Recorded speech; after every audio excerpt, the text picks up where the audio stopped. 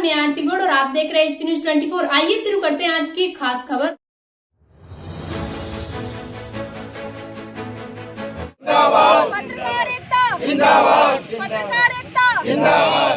नरसिंहगढ़ में पत्रकार की मौत, पत्रकारों ने राजगढ़ कलेक्टर को सौंपा ज्ञापन। राजगढ़ जिले के नरसिंहगढ़ निवासी पत्रकार योगेश मैथिल की भोपाल के बंसल हॉस्पिटल में ब्रेन हेमरेज के कारण मौत होने के बाद राजगढ़ में पत्रकारों में आक्रोश है। आपको बता दें कि गुरुवार को जिले के पत्रकारों ने जिला कलेक्टर कार्यालय पहुंचकर ज्ञापन सौंपा गया, जिसमें नरसिंहगढ़ एसडीएम के द्वारा पत्रकार योगेश मैथिल के खिलाफ जो नोटिस दिया गया था, जिसमें पत्रकार के ऊपर गंभीर आरोप लगाने व कार्रवाई की गई थी, जिसके चलते निष्पक्ष जांच हेतु पत्रकार साथियों ने मुख्यमंत्री गृह मंत्री के नाम राजगढ़ कलेक्टर को ज्ञापन सौंपा। परिजनों का आरोप है कि एसडीएम द्वारा जारी नोटिस से हुए मानसिक तनाव की वजह से योगेश मैथिल को ब्रेन हेमरेज हुआ। लगभग 14 दिनों तक जिंदगी और मौत से जूझते हुए आखिरकार 20 सितंबर को पत्रकार योगेश मैथिल जिंदगी की जंग हार गए। वहीं पत्रकार योगेश मैथिल पर लगे आरोपों की निष्पक्ष जांच और पत्रकार योगेश मैथिल के परिजनों को 20 लाख रुपए की आर्थिक मदद करने की मांग की गई। देखिए पूरी खबर मंडावर से हुकम प्रजापति की रिपोर्ट। आप उसका उपयोग करें, तो किसी अधिकारी को इतना राइट नहीं है कि वो पत्रकार को व्यक्तिगत टार्चर करे। तो उसको लेकर हम पूरे पत्रकार जगत में नाराजगी है, आक्रोश है और एक ज्ञापन आपके माध्यम से हम महामहिम राज्यपाल महोदय को देना चाह रहे हैं और माननीय मुख्यमंत्री जी को और गृह मंत्री जी को आपके माध्यम से हम देना चाह रहे हैं। उसका मैं वाचन कर रहा हूँ। विषय नरसिंहगढ़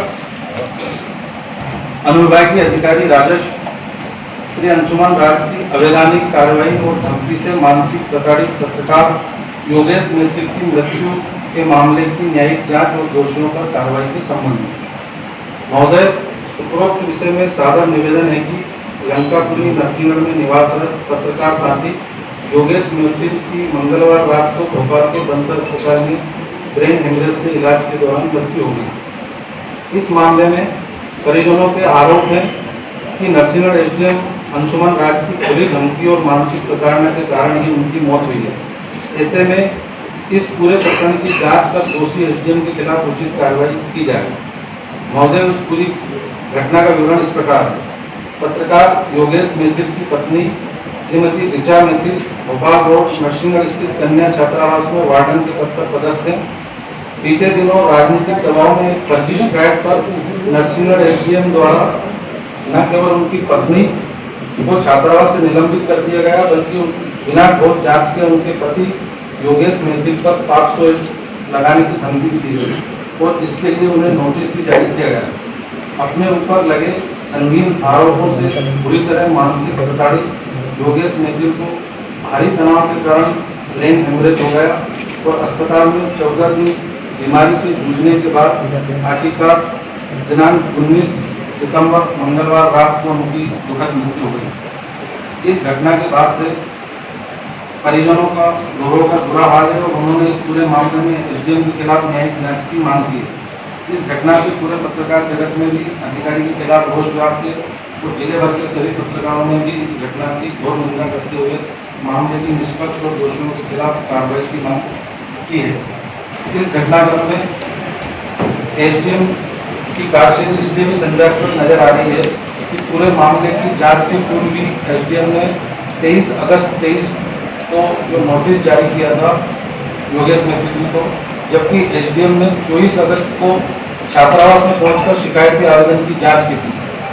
ऐसे में सवाल उठता है कि क्या एसडीएम ने जांच के एक दिन पहले ही यह पटकथा लिख दी थी। मृतक की पत्नी के आरोप है कि एसडीएम ने दोनों पति पत्नी को रेप केस में फंसाने की धमकी दी थी।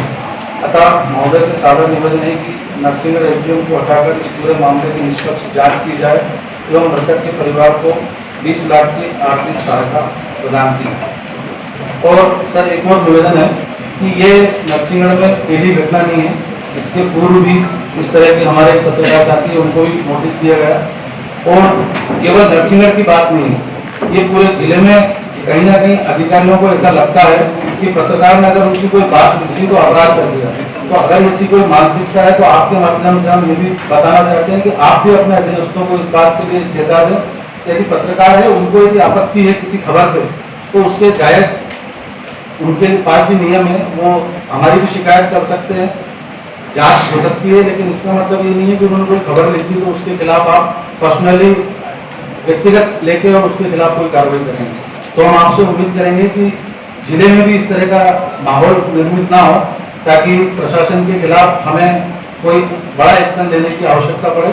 और इस मामले में हम चाहते हैं कि निष्पक्ष जांच हो, और यह हमारी आवाज माननीय महामहिम राज्यपाल, मुख्यमंत्री और गृहमंत्री तक हो। आयोग को भी हम आपके माध्यम से बताना चाहते हैं, एसडीएम नरसिंहगढ़ द्वारा राजनीतिक दबाव में की जा रही कार्रवाई के संबंध में निवेदन है कि राजगढ़ एसडीएम अंशुमान राज द्वारा बीते कई महीनों से राजनीतिक दबाव में आकर बेकसूर लोगों पर कार्रवाई की जा रही है।